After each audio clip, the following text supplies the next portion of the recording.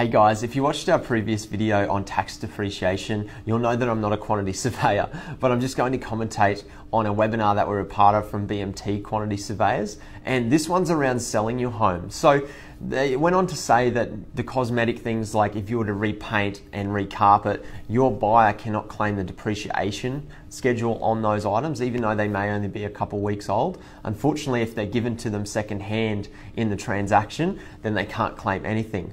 However, there is not a grey area, but there is a few boxes to tick, I suppose.